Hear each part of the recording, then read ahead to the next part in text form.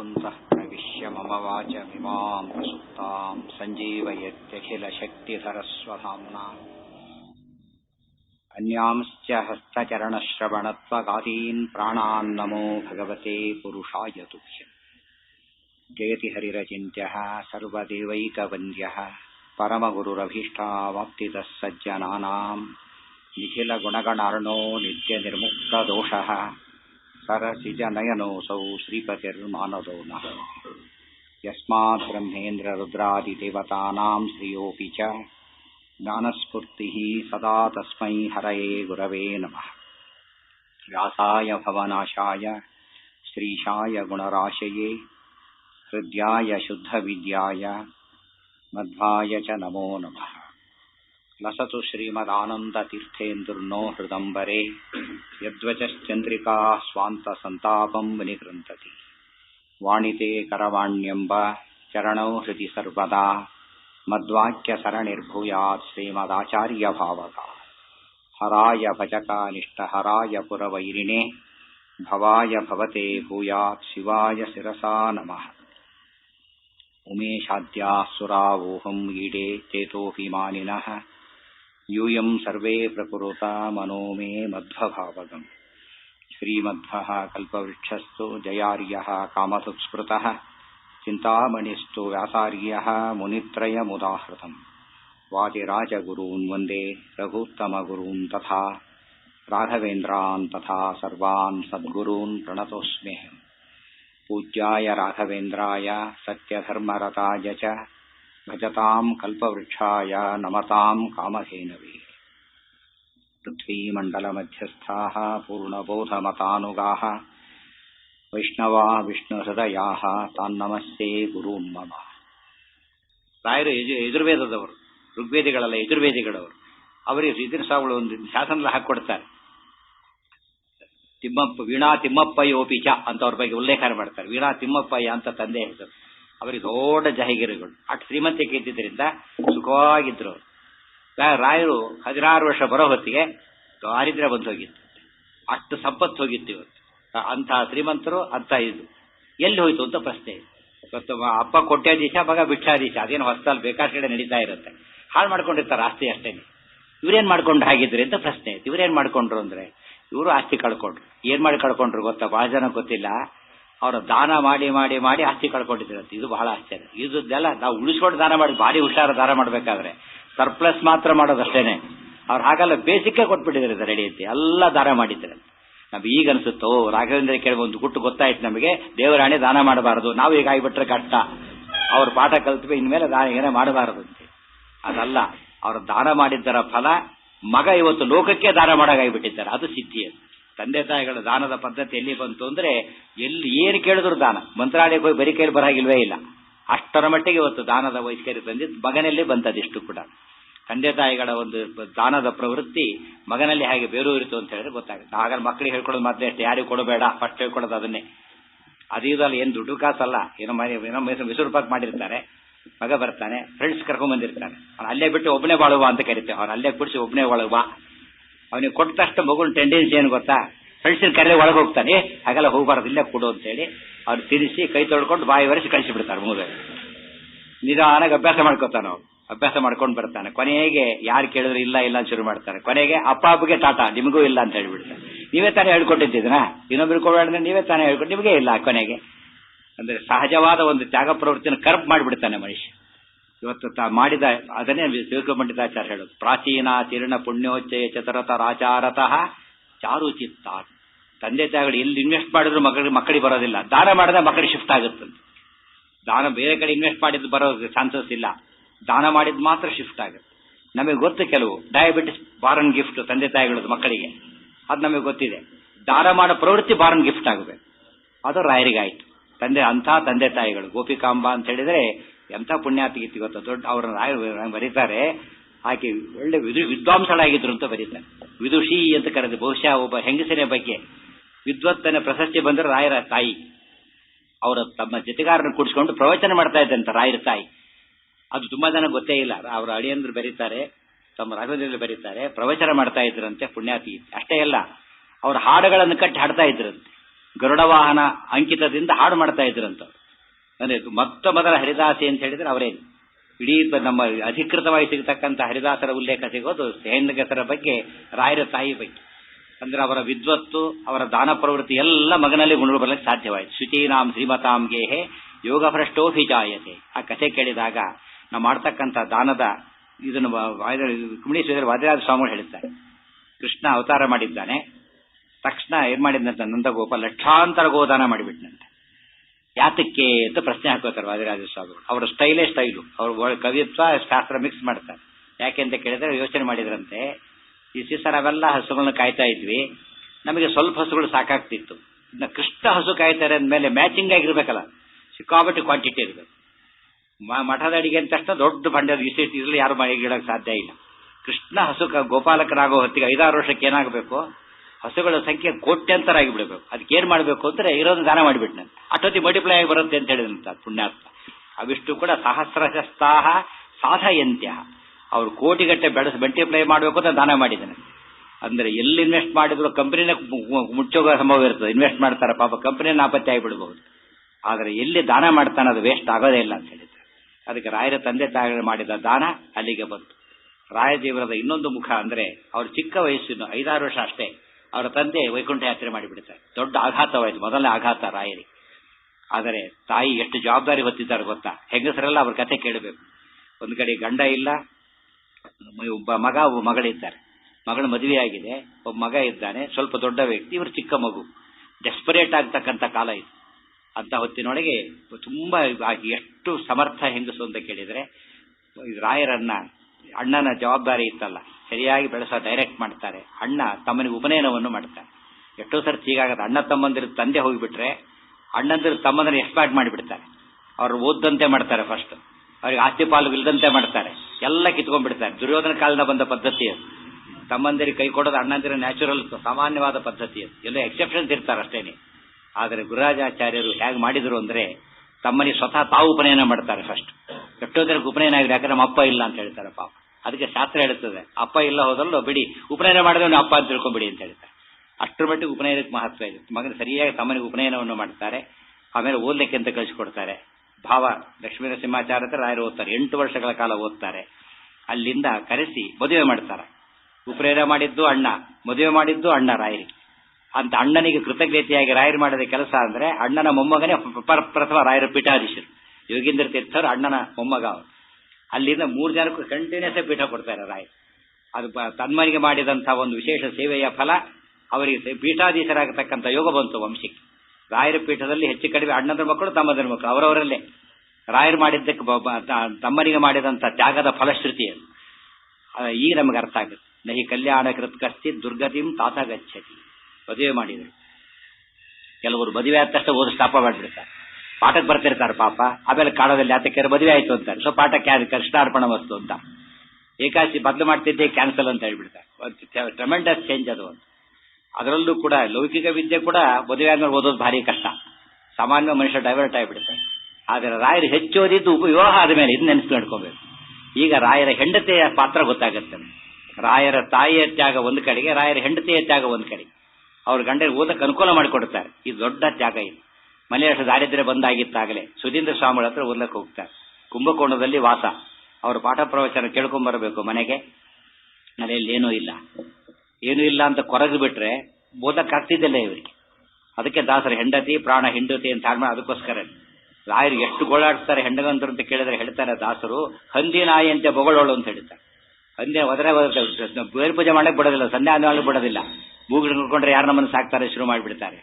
ಒಂದು ದಿವಸ ಕೆಲಸ ಮಾಡಲಿಲ್ಲ ಸರಸ್ವತಿ ಬಾಯಿ ಅಂತ ಹೇಳಿದ್ರೆ ಸರಸ್ವತಿ ಬಾಯಿನೇ. ಒಂದು ಚೂರಿಲ್ಲ, ಏನಿಲ್ಲ ಅಂದ್ರೆ ಇಲ್ಲ. ತಮಗೋಸ್ಕರ ಇಲ್ಲ, ಒಂದು ಮಗು ಆಯ್ತು, ಮಗುಗೋಸ್ಕರನೂ ಇಲ್ಲ. ಬೇಕು ಅಂತ ಕೇಳೋದೇ ಇಲ್ಲ. ಅದರ ಫಲಶ್ರುತಿ ನಿರ್ವಿಘ್ನವಾಗಿ ಓದಕ್ಕೆ ಅನುಕೂಲ ಆಯ್ತವೆ. ಓದಿ ಓದಿ ಓದಿ ವಿದ್ವಾಂಸರಾಗ್ತಾರೆ. ಸಾಲಂಕಾರಕ ಕಾವ್ಯ ನಾಟಕ ಕಲಾ ಕಾಣಾದ ಪಾತಂಜಲ ತ್ರಯ್ಯರ್ಥ ಸ್ಮೃತಿ ಜೈಮಿನೀಯ ಕವಿತಾ ಸಂಗೀತ ಪಾರಂಗತಃ. ಎಷ್ಟು ಓದ್ತಾರೆ ಅಂದ್ರೆ ಆ ಓದನ್ನು ಇವತ್ತು ಇಮ್ಯಾಜಿನ್ ಮಾಡಕ್ಕಾಗೋದಿಲ್ಲ. ಇವತ್ತು ಎಷ್ಟು ವರ್ಷ ಅದ್ರ ಫಲ. ಸಾಮಾನ್ಯವಾಗಿ ಓದ್ತಾನೆ, ಇಂಜಿನಿಯರಿಂಗ್ ಮೆಡಿಕಲ್ ಓದ್ತಾರೆ, ಇದು ಕೆಲಸಕ್ಕೆ ಸೇರ್ತಾನೆ, ಒಂದು 30 ವರ್ಷ ಸರ್ವಿಸ್ ಮಾಡಿ 30 ವರ್ಷ ವೆನ್ಷನ್ ತಗೊಂಡು ಹೊರಟೋಗ್ಬಿಡ್ತಾನೆ. ಇದು ಪದ್ಧತಿ. ರಾಯರು ಓದಿದ್ದು 337 ವರ್ಷ ಆದರೂ ಇನ್ನೂ ಏನಿಲ್ಲ, ಹಾಗೆ ಹೋಗ್ತಾ ಇದೆ. ಜ್ಞಾನದ ಪ್ರವಾಹ. ಜ್ಞಾನದ ಪ್ರವಾಹ. ಈಗ ಅರ್ಥ ಮಾಡ್ಕೋಬೇಕು, ನಾವು ಓದಿನಿಂದ ನಾವು ದೊಡ್ಡಸ್ತಿಗೆ ಬೆಳೆಸ್ಕೋಬೇಕೇ ಹೊರತು ಅಂತಸ್ತಿ ಬೇರೆ ಅಂತಸ್ತಲ್ಲ. ಎಂಥ ಹಣಕಾಸುಗಳು ಮಣ್ಣು ಮುಕ್ಕುತ್ತೆ, ವಿದ್ಯೆ ಒಂದೇ ಅಕ್ಷಯವಾಗೋದು. ಯಾರು ಕೈ ಹಾಕ್ತಾ ಇರತಕ್ಕಂಥ ಆಸ್ತಿ ಅಂದ್ರೆ ಅಣ್ಣ ತಮ್ಮಂದ್ರು ಪಾಲಾಗಿ ಬಿಡ್ತಾರೆ. ಆಸ್ತಿ ಯಾರು ವಿದ್ಯೆ ಪಾಲು ಮಾಡ್ಕೊಳ್ಳಾಗಿಲ್ಲ. ನಚೋರಹಾರ್ಯಂ ನಚ ರಾಜಹಾರ್ಯಂ ನ ಭ್ರಾತೃಭೋಜ್ಯಂ ನಚ ಭಾರಕಾರಿ ಹೊಗಳ್ತಾರೆ ಅದನ್ನು. ರಾಜ ಟ್ಯಾಕ್ಸ್ ಹಾಕೋದ್ರೆ ಓದಿದ್ದಕ್ಕೆ ಪುಣ್ಯಕ್ಕೆ ಟ್ಯಾಕ್ಸ್ ಇಲ್ಲ, ಕೆಲಸಕ್ಕೆ ಟ್ಯಾಕ್ಸ್ ಇದೆ. MA ಓದಿದ್ರೆ ಟ್ಯಾಕ್ಸ್ ಕೊಡಿ, MA ಟ್ಯಾಕ್ಸ್ ಓದಿ ಮೊದಲೇ ಓದೋದಿಲ್ಲ, ಪೂರ್ತಿ ಓದ್ಬಿಡ್ತಿದ್ದಾರೆ ಜನಗಳು. ಓದಿದ್ದಕ್ಕೆ ಟ್ಯಾಕ್ಸ್ ಇಲ್ಲ, ಕೆಲಸಕ್ಕೆ ಟ್ಯಾಕ್ಸ್, ಪ್ರೊಫೆಷನಲ್ ಟ್ಯಾಕ್ಸ್ ಇದೆ, ಎಜುಕೇಶನ್ ಟ್ಯಾಕ್ಸ್ ಇಲ್ಲ, ನೆನಪಿಟ್ಕೊಂಡಿರ್ಬೇಕು. ಅಷ್ಟೇ ಅಲ್ಲ, ಅದು ಸ್ಕಾಲರ್ಶಿಪ್ ಇದೆ ಎಜುಕೇಶನ್. ಸೊ ಓದಿದರೆ ದುಡ್ಡು ಕೊಡ್ತಾರೆ, ಆದ್ರೆ ಬೇರೆದಕ್ಕೆಲ್ಲ ಟ್ಯಾಕ್ಸ್ ಇದೆ. ಅದಕ್ಕೋಸ್ಕರ ನಚ ರಾಜಹಾರ್ಯಂ, ರಾಜ ಟ್ಯಾಕ್ಸ್ ಹಾಕಾಗಿಲ್ಲ, ಅಣ್ಣ ತಮ್ಮನ್ನು ಡಿವೈಡ್ ಮಾಡ್ಕೊಳ್ಳಾಗಿಲ್ಲ, ನೀನು ಓದಿ ನನಗೊಂದಿಷ್ಟು ಕೊಡೋದ್ರಲ್ಲಿ ಕೇಳಾಗಿಲ್ಲ ಯಾರು ಕೂಡ. ಮತ್ತೆ ಯಾರು ಕೂಡ ಕದಿಯಾಗಿಲ್ಲ, ಅದನ್ನ ಸೇಫೆಸ್ಟ್ ಅದು ಒಳಗಿದೆ, ತಲೆ ಕೈ ಹಾಕಾಗಿಲ್ವೇ ಇಲ್ಲಲ್ಲ, ಯಾರು ಏನು ಮಾಡಾಗಿಲ್ಲ. ಅಷ್ಟೇ ಅಲ್ಲ, ಖರ್ಚು ಮಾಡಿದರೆ ಎಲ್ಲದೂ ಖರ್ಚಾಗುತ್ತೆ, ಜ್ಞಾನ ಡೆವಲಪ್ ಆಗುತ್ತೆ. ದಿನೂ ಕೂಡ ವ್ಯಯ ಮಾಡಿದಷ್ಟು, ಪಾಠ ಪ್ರವಚನ ಮಾಡಿದಷ್ಟು ಜ್ಞಾನ ಜಾಸ್ತಿ ಆಗಿಬಿಡುತ್ತೆ. ಅದಕ್ಕೆ ವಿದ್ಯಾಧನಂ ಸರ್ವಧನ ಪ್ರಧಾನಂ. ಸೊ ಆರಾಧ್ಯ ಸಂಕಲ್ಪ ಮಾಡಬೇಕು, ನಾವು ವಿದ್ಯಾವಂತರಾಗಬೇಕು. ಎಷ್ಟಾದರೂ ನಾವು ಆದಷ್ಟು ಕಲಿಬೇಕು, ಆದಷ್ಟು ಓದಬೇಕು. ಆ ಓದೇ ನಮ್ಮ ಜೀವನ ದೊಡ್ಡ ಆಸ್ತಿ. ಇನ್ನೆಲ್ಲದಕ್ಕೂ ಮನುಷ್ಯ ಯಾವುದೇ ರೀತಿಯಲ್ಲಿ ಅಪಾಯ ತಂದುಕೊಂಡ್ರೆ ಎಲ್ಲ ಅಪಾಯದಿಂದ ಪಾರು ಮಾಡತಕ್ಕಂಥ ಒಂದೇ ಉಪಾಯ ಅಂದ್ರೆ ತತ್ವಜ್ಞಾನದ ಸಂಪಾದನೆ. ರಾಯರದನ್ನು ಮಾಡಿ ಜಗತ್ತಿಗೆ ಆದರ್ಶವನ್ನು ತೋರಿಸ್ತಾರೆ. ದೊಡ್ಡ ಸಾಧನೆ ಆಯಿತು. ಆಗ ಒಂದು ಪರೀಕ್ಷೆ ಬಂತು, ಮತ್ತೆ ದಾರಿದ್ರ್ಯದ ಪರೀಕ್ಷೆ ಬಂತ. ತುಂಬಾ ಜನಗಳು ಒಳ್ಳೆ ಓದಿರ್ತಾನೆ, ರ್ಯಾಂಕ್ ಬಂದಿರ್ತಾನೆ, ಮುಂದೆ ಯಾಕೆ ಓದಲಿಲ್ಲ, ಮನೆ ಪರ್ಮಿಷನ್ ಸರಿ ಇರಲಿಲ್ಲ ಅಂತೆ, ಮನೆ ಕಣ್ಣು ಸರಿ ನೆಸಿಟಿ ಇತ್ತು, ಬಹಳ ಕೆಲಸಕ್ಕೆ ಸೇರಿಬಿಟ್ಟೆ, ಇಲ್ಲದವರು ದೊಡ್ಡದು ಓದಬೇಕಾಗಿತ್ತು ಅಂತ ಹೇಳ್ತಾರೆ. MSc BSc ಓದ್ಬಿಡ್ತಾರೆ, BA ಓದ್ಬಿಡ್ತಾನೆ, ರ್ಯಾಂಕ್ ಬಂದ್ಬಿಡುತ್ತೆ, ಕೆಲಸಕ್ಕೆ ಸೇರಿಬಿಡ್ತಾರೆ. ಇಲ್ಲ, ಓದಕ್ಕಾಗೋದಿಲ್ಲ, ತುಂಬಾ ಕಷ್ಟ ಇದೆ ಅಂತ ಹೇಳ್ತಾರೆ. ಫಲಿತಾಂಶ ಏನು ಗೊತ್ತಾ, 2 ವರ್ಷ MSc ಓದಿದ್ರೆ ದೊಡ್ಡ ಕಾಲೇಜ್ ಲೆಕ್ಚರರ್ ಆಗ್ಬೋದಾಗಿತ್ತು. 2 ವರ್ಷ ಓದ್ತಾ ಇದ್ದಿದ್ದಕ್ಕೆ ಅವನು ಜೀವನ ಪೂರ್ತಿ ಕಾಲೇಜ್ ಎಂಟ್ರಿನಲ್ಲಿ ಹಾಗಾಗಿಬಿಡ್ತಾನೆ. 2 years ಡಿಫರೆನ್ಸ್ ಅಷ್ಟೇ. ಅಷ್ಟರ ಮಟ್ಟಿಗೆ ಹಿನ್ನಡೆ ಸಾಧಿಸ್ತಾರೆ. ಒಂದೊಂದು ವರ್ಷದ ಓದಿಗೂ ಭಾರಿ ಮಹತ್ವ ಉಂಟು. ಅದೇ ರೀತಿಯಲ್ಲಿ ತತ್ವಜ್ಞಾನ ಸಂಪಾದನೆಯಲ್ಲಿ ಓದೋದಕ್ಕೆ ಬಹಳ ಮಹತ್ವ ಇದೆ. ರಾಯರಾಯತಿ ಓದ್ತಾ ಇದ್ದಾರೆ, ದಾರಿದ್ರ್ಯ ಬಂದಿದೆ, ಡಿಸ್ಕಂಟಿನ್ಯೂ ಮಾಡಲಿಲ್ಲ ಓದನ್ನು. ದಾರಿದ್ರ್ಯ ಸಹಿಸಿಕೊಳ್ತಾರೆ. ಅವ್ರು ಏನಾದ್ರು ಎನ್ಕ್ಯಾಸ್ಟ್ ಮಾಡ್ಕೊಳ್ಳೋಕೆ ಹೊರಟಿದ್ರೆ ಗೊತ್ತಿದೆ, ಅಗ್ನಿ ಸೂಕ್ತ ಹೇಳಿ ಕಂದ ತೆಗೆದ್ರೆ ಬೆಂಕಿದ್ದು ಸುಡ್ತಿತ್ತಂತ, ಅಂತ ಸಿದ್ಧಿ ಅದಕ್ಕೆ. ವರ್ಣ ಸೂಕ್ತ ಹೇಳಿದ್ರೆ ತಕ್ಷಣ ಕೂಲ್ ಆಗ್ತಿದೆ, ಅಂತ ಸಿದ್ಧಿ ಬಂದಿದೆ. ಅವ್ರು ಯೋಚನೆ ಮಾಡಿ ಏನ್ ಮಾಡಬಹುದಾಗಿತ್ತು, ಅಗ್ನಿ ಸೂಕ್ತ ಹೇಳಿದ್ರೆ ಬೆಂಕಿ ಬಂತು, ವರ್ಣ ಸೂಕ್ತ ಹೇಳಿದ್ರೆ ತಣ್ಣಗಾಯ್ತು, ಲಕ್ಷ್ಮೀ ಸೂಕ್ತ ಹೇಳಿದ್ರೆ ಚಿನ್ನದ ಮಳೆ ಬರುತ್ತೆ ಅಂತ ಹೇಳ್ಬಿಟ್ರೆ ಬಂದೇ ಬಿಡ್ತಿತ್ತು ಅವರಿಗೆ. ಆಕ್ಚುಲಿ ಅವ್ರಿಗೆ ಅದು ಬೇಕಿಲ್ಲ, ನಮಗೆ ಚಿನ್ನದ ಮಳೆ ಬೇಡ ನಮಗೆ. ಹೇಳಿದ್ದಾನೆ ರ್ಯಾಂಕ್ ಸ್ಟೂಡೆಂಟ್, ಕೋಟಿ ಕೊಟ್ಟರು ಓದ್ಬಿಡೋದಿಲ್ಲ ನಾನು. ಯಾತಕ್ಕೆ, ಏನು ಕೊಟ್ಟರು ಕೂಡ ಓದಿರೋ ಸಮ ಅಲ್ಲ, ಅದು ಈಕ್ವಿಲೆಂಟ್ ಅಲ್ಲ. ಪ್ರತಿಯೊಂದನ್ನು ಸಬ್ಸ್ಟಿಟ್ಯೂಟ್ ಮಾಡಬಹುದು, ಜ್ಞಾನ ಸಬ್ಸ್ಟಿಟ್ಯೂಟ್ ಮಾಡಕ್ಕೆ ಬರೋದಿಲ್ಲ. ಅದಕ್ಕೆ ಹೇಳ್ತೀನಿ, ಕಾಲೇಜ್ ಎಕ್ಸಾಮ್ ಆಗಿ ಹೋಗಿರ್ತಾನೆ, ಸರ್ ಮರ್ತು ಬಂದೆ ಅಂತಾನೆ, ಏನು ಪೆನ್ ತಂದಿಲ್ಲ, ಕೊಡ್ತಾರೆ ಪಾಪ. ಏನೋ ಇದೆಲ್ಲ ಬೇಕಾ, ಕ್ಯಾಲ್ಕುಲೇಟರ್ ಏನೋ ಬೇಕಾ, ಅದನ್ನ ಕೊಡ್ತಾರೆ ಪಾಪ. ಏನು ಕೇಳಿದ್ರು ಕೊಡ್ತಾರೆ. ಸರ್ ಓದೋದು ಮರ್ತೋಗ್ಬಿಟ್ಟೆ ಅಂದ್ರೆ ಪುಸ್ತಕ ತಗೊಳ್ಳಪ್ಪ ಅಂತ ಕೊಟ್ರೆ ಅವನು ಮನೆಗೆ ಹೋಗ್ತಾರೆ, ಇವನು ಮನೆಗೆ ಹೋಗ್ತಾರೆ ಅಷ್ಟೇ. ಅದು ಕಾಂಪನ್ಸೇಟ್ ಮಾಡಕ್ಕೆ, ಸಬ್ಸ್ಟಿಟ್ಯೂಟ್ ಮಾಡಕ್ಕೆ ಬರೋದಿಲ್ಲ. ಜ್ಞಾನ ಸಬ್ಸ್ಟಿಟ್ಯೂಟ್ ಮಾಡಕ್ಕೆ ಬರೋದಿಲ್ಲ, ನೆನ್ಪಿಟ್ಕೊಳ್ಳಿ. ಬೇಕಾದ ಸಬ್ಸ್ಟಿಟ್ಯೂಟ್ ಮಾಡಬಹುದು, ಜ್ಞಾನ ಮಾತ್ರ ಒಳಗಿಂದ ತಾನೇ ಬರಬೇಕು. ಇದನ್ನ ನಾವು ಏನ್ ಮಾಡಿದ್ವಿ, ಅದನ್ನ ಮಾತ್ರ ಸಬ್ಸ್ಟಿಟ್ಯೂಟ್ ತಿಳ್ಕೊಂಡಿದ್ದೇವೆ ನಾವೀಗ. ಜ್ಞಾನ ಮಾತ್ರ ಯಾರು ಕೊಡ್ತಾರೆ, ಆಸ್ತಿ ಮಾತ್ರ ನಾವೇ ಮಾಡಬೇಕು ಅಂತ ತಿಳ್ಕೊಂಡ್ರೆ ತಪ್ಪದು. ಆಸ್ತಿನ ಯಾರು ಬೇಕಾದ್ರೂ ಕೊಡ್ತಾರೆ, ಜ್ಞಾನ ಯಾರಿಗೂ ಕೊಡ್ಲಿಕ್ಕೆ ಬರೋದಿಲ್ಲ. ಅದು ವಿಶೇಷ ಪ್ರಯತ್ನ, ವಿಶ್ವ ಪ್ರಯತ್ನ ಮಾಡಿ ಸಂಪಾದನೆ ಮಾಡಬೇಕು. ಯಾವುದು ಪ್ರಶಸ್ಸು, ಎಫರ್ಟ್ ಜಾಸ್ತಿ ಹಾಕ್ಬೇಕು ಅದಕ್ಕೆ. ಪ್ರಶಸ್ತ ಆಗಿತ್ತು ಬೆಳ್ಳಿಗಿಂತ ಜಾಸ್ತಿ ಬಂಗಾರ ದುಡ್ಡು ಕೊಡಬೇಕಾಗ್ತದೆ, ಬಂಗಾರಕ್ಕಿಂತ ರತ್ನಕ್ಕೆ ಜಾಸ್ತಿ ಕೊಡಬೇಕಾಗುತ್ತೆ, ವ್ಯಾಲ್ಯೂ ಜಾಸ್ತಿ ಅದು. ಸೊ ವಿದ್ಯಾಕ್ಕಿಂತ ದೊಡ್ಡ ರತ್ನ ಇಲ್ಲ, ಆದ್ರಿಂದಾಗಿನೇ ಹೆಚ್ಚು ಸ್ಯಾಕ್ರಿಫೈಸ್ ಮಾಡಬೇಕಾಗುತ್ತೆ. ರಾಯರು ಸ್ಯಾಕ್ರಿಫೈಸ್ ಮಾಡ್ತಾರೆ. ಆ ಕಾಲದಲ್ಲಿ ಯಾವ ಸಿದ್ಧಿನೂ ತೋರಿಸೋದಿಲ್ಲ. ಸಿದ್ಧಿ ಪೂರ್ತಿ ಬಂದಿದೆ, ಸಿದ್ಧಿ ಗೊತ್ತಾದ ತಕ್ಷಣ 2 ಕೆಲಸ ಮಾಡ್ತಾರೆ. ಉಪಯೋಗಿಸಬಾರದು, ಇನ್ನೊಬ್ಬರು ನೋಟಿಸ್ ಮಾಡಬಾರದು, ಮಾಡಿದ್ರೆ ಗಂಟು ಬಿಡ್ತಾರೆ, ಕೊಡಿ ಶುರು ಮಾಡ್ತಾರೆ, ಇನ್ನೊಬ್ರು ತೋರಿಸಬಾರ್ದು. ಆ ಗಂಧ ತೆಗೆದಿದ್ದಾದ್ರಲ್ಲ, ದುಡ್ಡು ಕೊಳ್ಳಕ್ಕೆ ಬಂದ್ರೆ ನಾಪತ್ತೆ, ಇಲ್ಲೇ ಇಲ್ಲ, ಇಸ್ಕೊಳ್ಳಕ್ಕೆ ಹೋಗ್ಬಿಟ್ಟಿದ್ದಾರೆ ಆಗ್ಲೇ. ಇದು ಜ್ಞಾನಿಗಳ ಲಕ್ಷಣ. ಇವ್ರು ಕೂತಿರೋದೇ ಬಟವಾಡಿ ಕೂತಿರ್ತಾರೆ. ಎಷ್ಟೋ ಮಹಿಮೆ ತೋರಿಸಿ ಏನ್ ಕೊಡ್ತೀರಿ ಅಂತ ಕೂತಿರ್ತಾನೆ, ಮಹಿಮೆ ತೋರಿಸಿ ನಾಪತ್ತೆ ಅವರು. ಬ್ರಹ್ಮಣ್ಯ ತೀರ್ಥರು ಹಾಗೆ ಮಾಡಿದ್ರು. ಬ್ರಹ್ಮಣ್ಯ ತೀರ್ಥರು ಒಂದ್ಸರ್ತಿ ವಿಜಯನಗರಕ್ಕೆ ಹೋಗ್ತಾರೆ, ಬದರಿ ಯಾತ್ರೆಯಿಂದ ವಾಪಸ್ ಬರ್ತಾ ಅಲ್ಲಿ ಹೋಗ್ತಾರೆ. ದೊಡ್ಡ ಬರಗಾಲ, ಭಯಂಕರ ಬರಗಾಲ ಬಿದ್ದಿತ್ತು. ಬ್ರಹ್ಮಣ್ಯ ತೀರ್ಥರು ಬಂದ ತಕ್ಷಣ ಎಲ್ಲರೂ ರಾಜ ಮಹಾರಾಜರು ಕೇಳ್ಕೊತಾರೆ, ಸ್ವಾಮಿ ದೊಡ್ಡ ಜ್ಞಾನಿಗಳು ತಾವು, ಬರಗಾಲ ಇದೆ, ಅನುಗ್ರಹ ಮಾಡಬೇಕು ಅಂತ ತಕ್ಷಣ ಆಯ್ತು ಅಂತ ಹೇಳಿ ಪರ್ಜನ್ಯ ಜಪ ಮಾಡಿದ್ರಂತೆ. ಜೋರ ಬಡೆ ಹೊಡ್ಲಿಕ್ಕೆ ಶುರುವಾಯ್ತು. ರಾಜನ ಭಾರಿ ಖುಷಿ ಆಗಿಬಿಡುತ್ತೆ. ಅವ್ರಿಗೆ ಕಾಣಿಕೆ ಕೊಡ್ಲಿಕ್ಕೆ ಬಂದ್ರೆ ಬ್ರಹ್ಮಣ್ಯ ತೀರ್ಥರು ಇಲ್ಲೇ ಇಲ್ಲ, ವಾಸ್ತವ ಬಂದ್ಬಿಟ್ಟಿದ್ದಾರೆ ಆಗ್ಲೇ. ಅವ್ರಿಗೆ ಕಾಣಿಕೆ ಬೇಕಾಗಿದ್ದಾರೆ, ಜನಗಳ ದುಃಖ ಹೋಗೋದು ಬೇಕಾಗಿತ್ತು ಅಷ್ಟೇ. ಈಗ ನೋಡಿ ಎಷ್ಟು ಚೇಂಜ್ ಇದೆ ನಮ್ಮಲ್ಲಿ. ಕರ್ಮಣ್ಣೆ ವಾಧಿಕಾರಸ್ಥೆ ಮಾಫಲೇಶು ಕದಾಚನ. ಮಾಡಿದ ಪ್ರತಿಯೊಂದಕ್ಕೂ ನಾವು ಪ್ರತಿಫಲ ಎಕ್ಸ್ಪೆಕ್ಟ್ ಮಾಡ್ತೇವೆ. ಅವ್ರು ಅಂತ ಕೆಲಸ ಮಾಡಿ ಲೋಕೋದ್ಧಾರ ಮಾಡಿ ಏನು ತಗೊಳ್ಳೋದೇ ಇಲ್ಲ. ಯಾಕೆ, ದೇವ್ರು ಕೊಡ್ತಾರೆ, ನೀವೇನು ಕೊಡೋದು ಅಂತ ಹೇಳ್ತಾರೆ. ದೇವ್ರು ಕೊಡ್ತಾರೆ, ದೇವರು ಅಕ್ಷಯವಾಗಿ ಕೊಡ್ತಾರೆ. ಹುಡುಗರು ಸಿಗಲೇ ಇಲ್ಲ, ಬ್ರಹ್ಮಣ್ಯ ಈ ಕಡೆ ಬಂದಾಗಿತ್ತಾಗಲೇನೆ. ಆಗ ರಾಜ ತುಂಬಾ ಯೋಚನೆ ಮಾಡಿದ್ರು, ಬಿಟ್ಬಿಟ್ರೆ ಆ ವಿಚಾರನ. ಆ ವಿಷಯ ಯಾವಾಗ ಗೊತ್ತಾ, ಕೃಷ್ಣದೇವರಾಜ ಪಟ್ಟಕ್ಕೆ ಬಂದಾಗ ಗೊತ್ತಾಯ್ತು ಅವರಿಗೆ. ನಾವು ತುಂಬಾ ಅನುಗ್ರಹ ಮಾಡಿದ್ರು, ಕೊಡ್ಲಿಕ್ಕಾಗಿದ್ದಿಲ್ಲ ಅಂತ ಗೊತ್ತಾದಾಗ ಏನ್ ಮಾಡಿದಂತೆ, ವ್ಯಾಸರಾಜರು ಬಂದಿದ್ದಾರೆ. ಆಗ ಏನ್ ಮಾಡಿದ ಗೊತ್ತೇನಾಗ ಬ್ರಹ್ಮಣ್ಯ ತೀರ್ಥರ ಹೆಸರಿಗೆ ಇವರಿಗೆ ದಾನ ಕೊಡ್ತಾರೆ. ನಿಮ್ಮ ಮುತ್ತಾತಿರ್ ಕೊಡ್ಬೇಕಾಗಿತ್ತು, ಸಾಲ ತಗೊಳ್ಳಿ ತೀರಿಸ್ತಾರಲ್ಲ ಆ ಟೈಪ್. ನಿಮ್ಮ ಮುತ್ತಾತ್ರ ನಮ್ಮನೆ ಆ ಪದ್ಧತಿ ಇಲ್ಲ ಬಿಡಿ, ಕೊಟ್ಟರೆ ಕೃಷ್ಣಾರ್ಪಣನೆ ಅದು. ಆದರೆ ಆತ ಐತಿ ಅವರಿಗೆ ಅನುಗ್ರಹ. ನೀವು ಅಮ್ಮ ಪೀಠದಲ್ಲಿ ಬಂದಿದ್ದೀರಿ ಸ್ವಾಮಿ ತಗೊಳ್ಳಿ ಅಂತ ಕೊಟ್ರೆ ವ್ಯಾಸರಾಜರು ಅಂತವ್ರು ಪುಣ್ಯಾತ್ಮರು. ಅದಕ್ಕೆ ಗುರುಗಳಿಗೆ ಸ್ಪೆಷಲ್ ಕಾಂಪಿಟೇಷನ್ ಯೋಗ್ಯತೆ ಇಲ್ಲ. ಅದೇನ್ ಮಾಡಿದ್ರು ಗೊತ್ತಾ ವ್ಯಾಸರಾಜರು, ಅದಿಷ್ಟು ಕೊಡ್ತಿರ್ಲಿಕ್ಕೆ ದಾನ ಮಾಡಿದ್ರಂತೆ. ದೊಡ್ಡ ಶಾಸನ ಇದೆ, ಇಮ್ಮಿಡಿಯೇಟ್ ಆಗಿ 60 ಪೋರ್ಷನ್ಸ್ ಮಾಡಿದ್ರಂತೆ, ಎಲ್ಲ ಹಂಚಿ ಬಿಡ್ತಾರೆ. ಅದರಲ್ಲಿ ಬ್ರಹ್ಮಣ್ಯಪುರ ಅಂತ ಹೆಸರಿಡ್ತಾರೆ, ಗುರುಗಳ ಹೆಸರು ಇಟ್ಬಿಡ್ತಾರೆ. ಅದೇ ಇವತ್ತಿಗೂ ಬ್ರಹ್ಮಣ್ಯಪುರ ಇದೆ. ಬ್ರಹ್ಮಣ್ಯಪುರ ಬಂದಿದ್ದು ಶಾಸನದಿಂದ ಬಂದ ಬ್ರಹ್ಮಣ್ಯಪುರ. ಅಂದ್ರೆ ಹೇಗೆ ವಿನಿಯೋಗ ಮಾಡ್ತಾರೆ ಯೋಚನೆ ಮಾಡಬೇಕು. ಒಂದನ್ನು ತಮ್ಮ ಸ್ವಂತಕ್ಕೆ ಉಪಯೋಗಿಸಲಿಲ್ಲ ಮಹಾನುಭಾವ. ಇದು ಅಂತ ಜ್ಞಾನಗಳ ಚರಿತ್ರೆ ನೋಡಿದಾಗ ನಮಗೆ ಸ್ವಲ್ಪ ಆದರೂ ಒಂದು ಸೂರ್ಯನ ನೋಡಿದಾಗ ನಮಗೆ ಸೂರ್ಯ ಮುಟ್ಟಕ್ಕೆ ಬರೆದವರು ಬೆಳಕಂತೂ ಬರುತ್ತಲ್ಲ, ಬೆಳಕಿನಿಂದ ಎಷ್ಟು ಉಪಯೋಗ ಮಾಡ್ಕೊಳ್ಳಕ್ ಬರುತ್ತಲ್ಲ. ಜ್ಞಾನಿಗಳ ಚರಿತ್ರೆಯಿಂದ ತತ್ವಜ್ಞಾನದ ಬೆಳಕು ಕೊಡ್ತಕ್ಕಂಥ ಚರಿತ್ರೆಗಳು. ಹಾಗಿದ್ರು ಮನೆಯಲ್ಲಿ ಏನು ಇಲ್ಲದೆ ಹೋದ್ರು ಸಹಿಸಿಕೊಂಡಿದ್ರು. ಕೊನೆಗೊಂದು ದಿವಸ ಯಾರಾದ್ರೂ ಕೊಟ್ರೆ ಉಂಟು, ಇಲ್ಲದೆ ಹೋದ್ರೆ ಇಲ್ಲ. ಅಕಸ್ಮಾತ್ ಯಾರಾದ್ರೂ ಕೊಟ್ರೆ ಅವ್ರ ಪ್ರಿನ್ಸಿಪಲ್ ಏನು ಗೊತ್ತಾ, ನಾವು ಫಸ್ಟ್ ಏನ್ ಮಾಡ್ತೇವೆ, ಉಳಿಸಕ್ಕೆ ಟ್ರೈ ಮಾಡ್ತೀವಿ, ಎಷ್ಟು ದಿವಸಕ್ಕೆ ಆಗಬಹುದು ಇದು ಎಲ್ಲ ಯೋಚನೆ ಮಾಡಿ, ತೀರಾ ಕೊಳೆಯ ಪದಾರ್ಥ ನಿರ್ವಾಹ ಇಲ್ಲ ಅಂತ ಫ್ರಿಜ್ಜಲ್ಲಿಟ್ಟು ಅಲ್ಲಿಗೂ ಕೊಳ್ಳುತ್ತಾರೆ, ನಿರ್ವಾಹ ಇಲ್ಲ ಅಂತ ಕೊಡೋದು ನಮ್ಮ ಪದ್ಧತಿ. ಅದು ಬೈಕೊಂಡು ಹಾಳ ಇದ್ರೆ ಎಷ್ಟು ಚೆನ್ನಾಗಿರ್ತಿತ್ತು, ದರಿದ್ರ ಹೋಗ್ಲಿ ಬಿಡಿ ಅಂತ ಕೊಟ್ಟು ಬಿಡ್ತಾರೆ. ಅವ್ರು ಹಾಗಲ್ಲ, ಸಾಲ ಮಾಡಲಿ ಬೇಡ, ಸಾಲದೆಂತನೇ ಬೇಡ, ನಾಳಿಗೆ ಹೇಗೆಂಬ ಚಿಂತೆ ಬೇಡ. ಯಾರೋ ಒಂದಿಷ್ಟು ಕೊಟ್ಟರು ಎಲ್ಲ ಖರ್ಚು ಮಾಡಿ ಮರುದಿವಸಕ್ಕೆ ಯೋಚನೆ ಇಲ್ಲ. ಮರುದಿವಸಕ್ಕೆ ನಾವಿರ್ತೀವಿ ಅಂತ ಏನು ಗ್ಯಾರಂಟಿ. ಇವತ್ತು ಕೃಷ್ಣಾರ್ಪಣೆ ನೋಡಿ, ಇಂಥ ಪ್ರಿನ್ಸಿಪಲ್ ಅವರು ಮರುದಿವಸ ಯಥಾ ಪ್ರಕಾರ ಸುಧಾಮನ ಮನೇನೆ. ಈ ರೀತಿ ಇದ್ದ ಕಾಲಕ್ಕೆ ಒಂದು ದಿವಸ ಏನಾಯ್ತು, ಒಬ್ಬ ಕಳ್ಳ ಬಂದು ಬಂದು ಪಾತ್ರೆ ಹೊಡ್ಕೊಂಡು ಹೋಗ್ಬಿಟ್ಟಂತ ರೆಡಿ ಅಂತ. ಅವ್ರು ಬರೀತಾರೆ, ವಾರಕ್ಕೆ ಒಪ್ಪತ್ತು ಅರ್ಧ ಹೊಟ್ಟೆ ಊಟ ಅಂದಮೇಲೆ ನಮ್ಗೆ ಒಂದು ಏಕಾಸಿ ನಾವು ಓಡಾಡಿದ್ರೆ ಅದು ಬರೀ ಏಕಾಸಿನೇ ಅವ್ರ ಮನೆ ತುಂಬ. ಅಂದ್ರೆ ಎಲ್ಲ ಉಪವಾಸ ಏಕಾಸಿ ಅಂತ ಅವ್ರು ಚಿಂತನೆ ಮಾಡಿದ್ರು. ಒಬ್ಬ ಕಳ್ಳ ಬಂದ, ಈ ಒಡಕ್ ಪಾತ್ರೆ ಇದ್ದು ಅದ್ರೂ ಹೊತ್ಕೊಂಡು ಹೋಗ್ಬಿಟ್ಟು. ಅವತ್ತು ಮನಸ್ಸಿಗೆ ತುಂಬಾ ದುಃಖ ಆಯ್ತಂತೆ ವೆಂಕಟಪಟ್ಟರಿಗೆ. ಯಾತಕ್ಕೆ ಅಂದ್ರೆ ಕಳ್ಳ ಪಾಪ ಎಷ್ಟು ಡಿಸಪಾಯಿಂಟ್ ಆಗಿಬಿಟ್ನಲ್ಲ ಅಂತೇಳಿ ನಮ್ಮ ಮನೆಗೆ ಬಂದುಬಿಟ್ಟು ಏನು ಸಿಗ್ಲಿಲ್ಲ, ಎಂಥ ಮನೆ ಅಂತ ಬೈಕೊಂಡು ಹೋಗಿರ್ತಾನೆ ಪಾಪ. ಇವತ್ತು ಸ್ವಲ್ಪ ಇರಬೇಕಾಗಿತ್ತು ಅನ್ಕೊಂಡ್ರಂತೆ ಪಾಪ. ಕಳ್ಳರ ಸಮಾಧಾನ ಆಗ್ಲಾಗ ಇರಬೇಕಾಗಿತ್ತು. ಎಂತ ಉದಾತ್ತ ವ್ಯಕ್ತಿಗಳು. ಅದು ನೋಡಿ ಆಶ್ಚರ್ಯ ಆಯಿತು. ಅದೇ ದಿವಸನೇ ಮರುದು ಈ ಒಂದು ಕ್ಲೈಮ್ಯಾಕ್ಸ್ ರೀಚ್ ಆಗಿದ್ದಾರೆ. ಯೋಚನೆ ಮಾಡಿ, ತಮ್ಮ ಸಾಧನೆಯ ಪರಿಪಾಕ ಆ ಮಟ್ಟಕ್ಕೆ ಬಂದಿದೆ. ಹೊರಗಿನ ಹೆಸರೇ ಇಲ್ಲ. ನಮ್ಗೆ ಈಗ ಹೇಳ್ತಾರೆ ಶ್ರೀಮಂತರು ಯಾರು ಅಂತ ನಮ್ಮ ಪ್ರಶ್ನೆ. ನಮಗೆಲ್ಲ ಏನಿದ್ರೆ ಶ್ರೀಮಂತ ಲೆಕ್ಕ ಆಗ್ತದೆ, ಕಾರಿವೆ ಶ್ರೀಮಂತರು, ಮನೆ ಇದೆ ಶ್ರೀಮಂತರು. ನಮ್ಮ ಕ್ರೈಟೀರಿಯಾನೇ ಬೇರೆ ಥಿಂಕ್ ಮಾಡೋದು. ದರಿದ್ರ ಯಾರು ಅಂದ್ರೆ ಇಲ್ಲ ದರಿದ್ರ, ಇದೆ ಶ್ರೀಮಂತ, ಇಷ್ಟೇ ನಮ್ಮ. ಇದೇ ಪ್ರಶ್ನೆನ ಉದ್ಧವರು ಕೃಷ್ಣನ ಕೇಳ್ತಾರೆ. ಕೃಷ್ಣ ಕಹ ದರಿದ್ರ ಯಾರು? ತಕ್ಷಣ ಕೃಷ್ಣ ಉತ್ತರ ಕೊಡ್ತಾರೆ. ಬಹುಶಃ ಯಾವ ಸೈನ್ಸ್ ಯಾರು ಉತ್ತರ ಕೊಡಕ್ ಬರ್ತದೆ, ಕೃಷ್ಣ ತಕ್ಷಣ ಉತ್ತರ ಕೊಡ್ತಾನೆ. ದರಿದ್ರೋ ಎಷ್ಟು ಅಸಂತುಷ್ಟ, ಯಾರಿಗೆ ತೃಪ್ತಿ ಇಲ್ಲ ಅವನೇ ದರಿದ್ರ ಅಂತ ಹೇಳ್ತಾನೆ. ಇವತ್ತೇನು ಇಲ್ಲ, ತೃಪ್ತಿ ಇದೆ, ಅವನಂತ ಶ್ರೀಮಂತನೇ ಇಲ್ಲ ಜಗತ್ತಿನೊಳಗೆ. ತೃಪ್ತಿನೇ ಇಲ್ಲ, ಕೋಟ್ಯಾಧೀಶ, ಅವನಂತ ದರಿದ್ರನೇ ಇಲ್ಲ ಅಂತ ಹೇಳ್ಬಿಡ್ತಾನೆ. ಇದು ಅರ್ಥ ಮಾಡ್ಕೊಂಡ್ರೆ ಇದು ಫಿಲಾಸಫಿ. ಇದು ಎಲ್ಲೂ ಯಾವ ಇದರಲ್ಲೂ ಹೇಳ್ಕೊಡೋದಿಲ್ಲ, ಭಾಗವತಾದಿ ಗ್ರಂಥದಲ್ಲಿ ಮಾತ್ರ ಸಿಗೋದು. ರಾಯರು ಭಾಗವತ ಶಿರೋಮಣಿಗಳಾದ್ದರಿಂದ ಮನಸ್ಸಲ್ಲಿ ತುಂಬಾ ತೃಪ್ತಿ ಇತ್ತವ್ರಿಗೆ. ಮನಸ್ಸು ನೋಡಿ ಯಾವಾಗಲೂ ಕೂಡ ಅನ್ನ ಅಂತ ಕೊರಗೋನಿಗೆ ಅನ್ನ ಇಲ್ಲ ಬಹಳ ದುಃಖ ಆಗುತ್ತೆ. ಡೈವರ್ಟ್ ಆದಾಗ ದುಃಖ ಆಗೋದಿಲ್ಲ.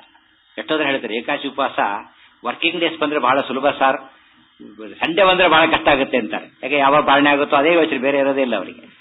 ಇನ್ವಾಲ್ವ್ ಆಗಿಬಿಟ್ರೆ ಬೇರೆ ಕಡೆ ಗೊತ್ತಾಗೋದಿಲ್ಲ. ಈ ಕ್ರಿಕೆಟ್ ಮ್ಯಾಚ್ ನೋಡ್ತಿರ್ತಾರೆ, ಮುಂದೆ ಇಟ್ಟರು ತಿನ್ನಕ್ ಬರೋದಿಲ್ಲ, ಆ ರೀತಿ ಬಾಯಿ ತಗೊಂಡು ಕೂತ್ಬಿಟ್ಟಿರ್ತಾರೆ ಪಾಪ. ಅವ್ರು ಅಷ್ಟು ಇನ್ವಾಲ್ವ್ ಆಗಿಬಿಡ್ತಾರೆ. ಆದ್ರೆ ಸುಮ್ಮನೆ ಕೂತಾಗ ಇಡ್ಲಾಕ್ ಕೂಡ ಒಂದು ಗಂಟೆ ನಿಮಿಷನೂ ಬರ್ಡನ್ ಅನ್ಸುತ್ತೆ ನಮಗೆ. ಅಲ್ಲಿ ನೋಡಿದ್ರೆ ಮುಗಿದ ಹೋಯ್ತಾ ಮ್ಯಾಚ್ ಅಂತ ನೋಡ್ತಾನೆ ಆಮೇಲೆ, ಅಷ್ಟರ ಮಟ್ಟಿಗೆ ನೋಡ್ತಿರ್ತಾನೆ. ಅವಾಗ ಹೇಳ್ತಾರೆ ಉಪವಾಸ ಅಂತ ಹೇಳಿದ್ರೆ ನಮ್ಗೆ ಯಾಕೆ ದುಃಖ ಅಂದ್ರೆ ಬರೀ ಅನ್ನದ ಯೋಚನೆ ಮಾಡ್ತಾ ಕೊಡ್ತೇವೆ, ದುಃಖ ಆಗುತ್ತೆ. ಆದ್ರೆ ನೀವು ದೇವರ ಕಥೆ ಕೇಳ್ತಾ ಕೂತು ಬಿಡಿ, ಗೊತ್ತಾನೆ ಆಗೋದಿಲ್ಲ ಅಂತ ಹೇಳ್ತಾರೆ. ಅದೇನೋ ಪರೀಕ್ಷಿತ ರಾಜ ಹೇಳಿದ್ದು. ಭಾಗವತ ಕೇಳ್ತಾ ಕೂತಿದ್ದೀಯಲ್ಲ, ಇನ್ನೂ ಹೇಳಿ ಅಂತ ಕೇಳ್ತೀಯಲ್ಲ, ನೀವು ಹಸಿವಾಗಿಲ್ವಾ ಅಂದ್ರೆ ಉಪವಾಸ ಕೂತೇ ಇಲ್ಲ ಅಂತ ಹೇಳ್ತಾನ. ಹುಡುಗರಿಗೆ ಮೆಲ್ಲಗೆ ಏನಾದ್ರು ಬಾಯಲ್ಲಿ ಹಾಕೋತಿದ್ನ ಅಂತ ತಿಳ್ಕೊಂಡ್ಬಿಡ್ತಾರೆ. ಏನ್ ಮಾಡ್ತಿದ್ದೆ, ಏನ್ ತಿಂತಿದ್ದಾರೆ? ಕೃಷ್ಣ ಕಥಾಮೃತಂ ಪಿಬತಃ, ಕೃಷ್ಣನ ಕಥೆ ಕೇಳ್ತಿದ್ದೇನೆ ಸ್ವಾಮಿ, ನನಗೆ ಎಲ್ಲೂ ದುಃಖ ಆಗುತ್ತೆ ಅಂತ ಹೇಳ್ತಾನೆ. ಇದು ಹೊರಗೆ ಹೇಳೋ ವಿದ್ಯೆಗಳಲ್ಲ, ಮನಸ್ಸಿಗೆ ಅನುಭವಕ್ಕೆ ಬಂದಾಗ ವಿಚಾರ.